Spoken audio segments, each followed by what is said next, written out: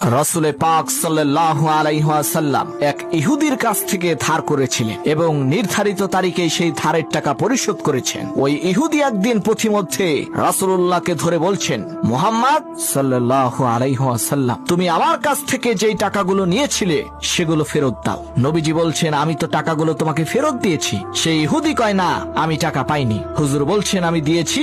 আর সেই ইহুদি বলছে, আপনি দেননি। এমন সময় একজন সাহাবী এসে বলছে, হুজুর, এখানে কি হয়েছে? হুজুর বলছেন, এই লোকটার কাছ থেকে আমি টাকা ধার নিয়েছিলাম, টাকাটা ফেরত দিয়েছি, তারপরও সে বলছে আমি নাকি টাকাগুলো ফেরত দেইনি। সাহাবী বলছেন, হুজুর, আমি জানি আপনি টাকাটা ফেরত দিয়েছেন। হুজুর বলছেন, তা কি করে হয়? আমি যখন তার কাছ থেকে টাকাগুলো গ্রহণ করেছি তখনও তুমি এখানে উপস্থিত ছিলে না, আর যখন আমি তাকে টাকাটা ফেরত দিয়েছি তখনও তুমি দেখোনি। তুমি কি করে বলছো আমি টাকাগুলো ফেরত দিয়েছি? তুমি যে সাক্ষী, এর প্রমাণ কি? সাহাবী বলছেন, ইয়া রাসূলুল্লাহ, আমরা আল্লাহ তাআলাকে চিনতাম না, অসংখ্য মূর্তি পূজা করতাম। আমাদের বাপদাদারা 14 গোষ্ঠী মূর্তি পূজা করত।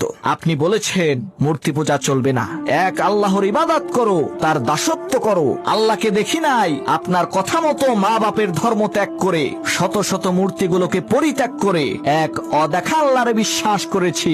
আপনি বলেছেন ফেরেশতা আছে, এই দুই চোখে কখনো দেখি নাই, বিশ্বাস করেছি। আপনি বলেছেন জাহান্নাম আছে, জান্নাত আছে, জীবনে কখনো দেখি নাই, বিশ্বাস করেছি। আপনি বলেছেন এই জীবনের পরেও আর একটা জীবন আছে, সেখানে আমাদেরকে উপস্থিত হতে হবে, আল্লাহর দরবারে জবাবদিহি করতে হবে। দেখি নাই, সাক্ষী পাই নাই, তবুও আপনার কথা মতো বিশ্বাস করেছি। হে আল্লাহর নবী, কোন সাক্ষ্য প্রমাণ ছাড়া শুধুমাত্র আপনার কথা মতো যদি এত বড় বড় কথা বিশ্বাস করে থাকি, তাহলে ইহুদির সামান্য কয়টা টাকা এই মাত্র আপনি ফেরত দিয়েছেন, এই কথা কেন বিশ্বাস করব না? অবশ্যই ফেরত দিয়েছেন, কোনো সন্দেহ নাই।